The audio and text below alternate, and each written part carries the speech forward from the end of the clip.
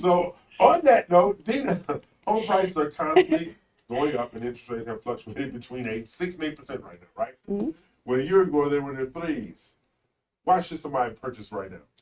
Because the values are still appreciating. Yes. So even if you wait 2 years from now, that same home is still going to go up at a minimum here in the Houston area is an average of 7% a year. Yes. Okay. There has been some stabilization of pricing, but not any actual decrease at this time. That's true.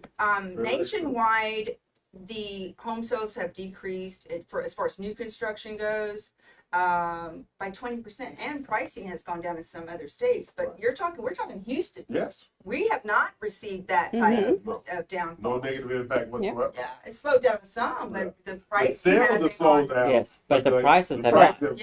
They're still going up. Yeah. Well, and this isn't to answer your sorry. I'm sorry. Go ahead.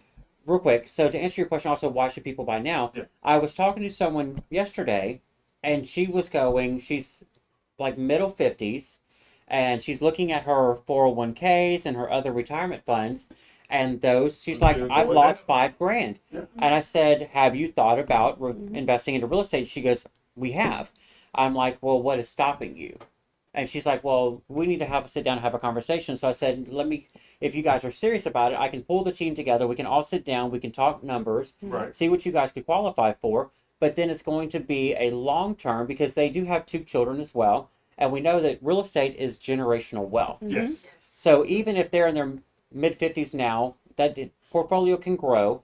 They can have retirement income coming from that. But then it's also something that you can generationally, leave to your kids and your grandkids as well. You dictate what they get. Correct. You dictate what they get. And see, and on that note right there, when you're talking about generational wealth, that is being ahead.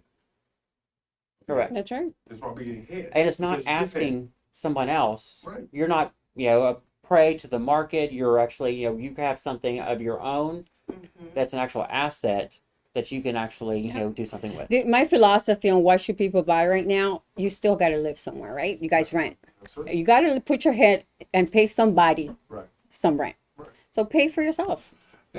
Or as somebody was arguing, well, interest rates are too high. They're renting. I said, well, you're paying 100% interest rate. Mm-hmm. Yeah. Yes, you are. What are you talking about? And You're paying somebody else's mortgage with no benefit. way up.